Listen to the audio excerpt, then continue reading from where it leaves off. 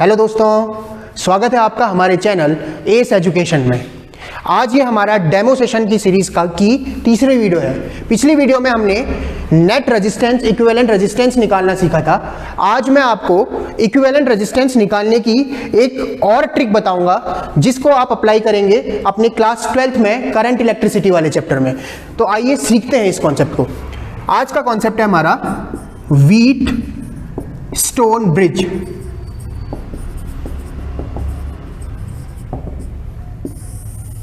देखिए, कभी कभी सर्किट कुछ ऐसे आते हैं हमारे पास कि देख के समझ ही नहीं आता है कि इसमें सीरीज लग रहा है, पैरेलल लग रहा है, क्या हो रहा है क्या नहीं हो रहा है। तो उस केस में फिजिक्स में एक दादाजी थे आपके, जिनका नाम था व्हीट स्टोन। इन दादाजी को आप याद करेंगे और जय भोलेनाथ बोलेंगे, साथ में आपका व्हीट स्टोन ब्रिज उस प्रॉब्लम को आपकी 90% केसेस में सॉल्व कर देगा। 10% केसेस तो हम क्लास में सीखेंगे और एक्सेप्शंस भी होते हैं कई सारे। अभी फिलहाल इस केस को समझते हैं, ठीक है।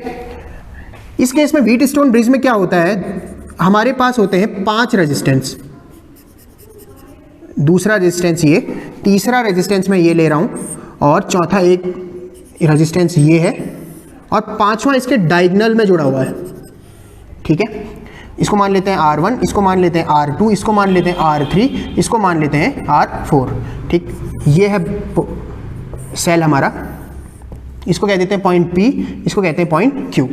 व्हीट स्टोन दादाजी ने ये कहा था, इसका डिराइव तो मैं आपको लास्ट रेगुलर क्लास में कराऊंगा अपनी, बस आप कॉन्सेप्ट समझिए। उसने ये कहा था कि अगर इस P पॉइंट का पोटेंशियल इस Q पॉइंट के पोटेंशियल के बराबर हो जाए, अगर इस P पॉइंट का पोटेंशियल इस Q पॉइंट के पोटेंशियल के बराबर हो जाए, तो उस केस में क्या होगा, इधर से कोई करंट नहीं जाएगी। ये जो बीच वाली ब्रांच है, यहां से कोई भी करंट हमारे पास नहीं होगी और क्या होगा, जो R1 डिवाइडेड बाई R2 है इक्वल टू हो जाएगा R3 डिवाइडेड बाई R4, ठीक है। इसको हम दूसरे तरीके से भी कह सकते हैं कि अगर इन दोनों रेजिस्टेंसेस का रेशियो इक्वल टू हो रहा है, इन दोनों रेजिस्टेंसेस का रेशियो, तो उस केस में क्या होता है कि P और Q के बीच का पोटेंशियल बराबर हो जाता है और पोटेंशियल बराबर होने के कारण यहां बीच वाली ब्रांच से कोई करंट फ्लो नहीं करती है। अब ऐसा क्यों हो रहा है, पोटेंशियल बराबर होने से करंट क्यों नहीं फ्लो कर रही है, थोड़ा सा समझ लीजिए। पोटेंशियल हमें क्या बताता है, चार्ज के लेवल को बताता है। सपोज कीजिए 2 टंकियां है पानी की और पानी की दोनों टंकियों में बराबर लेवल पे पानी है। अगर आप उसको पाइप से जोड़ेंगे तो एक टंकी से दूसरी टंकी में पानी फ्लो नहीं होगा क्योंकि दोनों में पानी का लेवल बराबर है। लेकिन दूसरा केस लीजिए, एक टंकी ये है, इसमें पानी का लेवल ये कर दीजिए, दूसरी में पानी का लेवल इतना ही है। अब पाइप से जोड़िए तो इधर से इधर पानी फ्लो होने लगेगा क्योंकि पानी का लेवल अलग अलग है। तो पोटेंशियल हमें क्या बताता है, जैसे टंकी हमें पानी का लेवल बता रही थी अभी के केस में, पोटेंशियल हमें चार्ज का लेवल बताता है। तो अगर ये R1 R2 का रेशियो R3 R4 के रेशियो के बराबर हो जाए तो इन दोनों का पोटेंशियल बराबर हो जाता है और पोटेंशियल क्योंकि बराबर हो गया तो चार्ज का पोटेंशियल क्योंकि बराबर हो गया तो चार्जेस का लेवल, पानी का लेवल बराबर है। अब चार्ज फ्लो ही नहीं करेगा, मतलब इस वाली ब्रांच में कोई करंट नहीं जाएगी, तो इस ब्रांच की हमें कोई जरूरत नहीं पड़ेगी। तो अब सर्किट आसानी से दिख रहा है हमें, देखिए R1 R3 सीरीज में है, R2 R4 पैरेलल में है और इनका नेट आपस में पैरेलल में आ जाएगा। एक क्वेश्चन करके देखते हैं। देखिए, ये जो सर्किट है, अब देख के समझ में नहीं आ रहा है कि कहां क्या हो रहा है, इसमें सीरीज है, पैरेलल है, क्या हो रहा है क्या नहीं हो रहा है, कुछ नहीं समझ आ रहा है। अब अपने दादाजी को याद कीजिए, व्हीट स्टोन दादाजी को। बोलिए कितने हैं रेजिस्टेंस, 1 2 3 4 5 रेजिस्टेंस है। सबसे पहला स्टेप यही होता है, सर्किट को देखिए, रेजिस्टेंस को गिन लीजिए। अगर 5 रेजिस्टेंस हो रहे हैं तो मोस्ट प्रोबेबली संभावना है कि व्हीट स्टोन ब्रिज लग रहा होगा। मैं ये नहीं कह रहा हूं लगेगा, और बाकी केस और पढ़ेंगे, लग रहा होगा, ये सब पॉसिबिलिटी है, ठीक है। अब चेक करते हैं रेशियो, इसका और इसका रेशियो चेक कीजिए।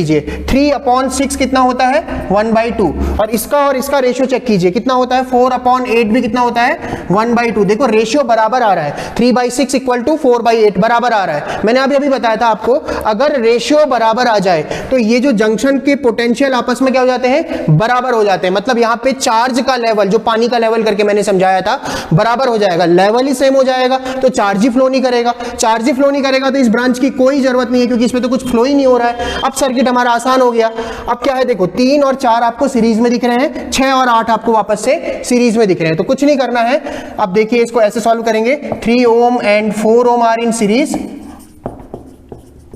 तो इनका क्या आ जाएगा, R इक्विवेलेंट 1 मान लेता हूं मैं इसको, ये हो जाएगा 3 + 4 = 7 ओम, और 6 ohm and 8 ohm are in series, तो इसका भी R इक्विवेलेंट 2 आ जाएगा। इनको जोड़ दो सीधे सीधे, 6 + 8 = 14 ओम।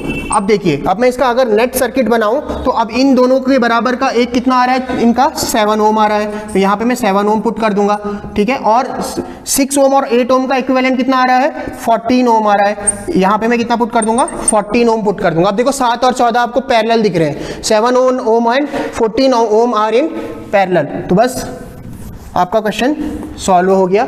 7 ohm and 14 ohm are in parallel combination, ठीक है।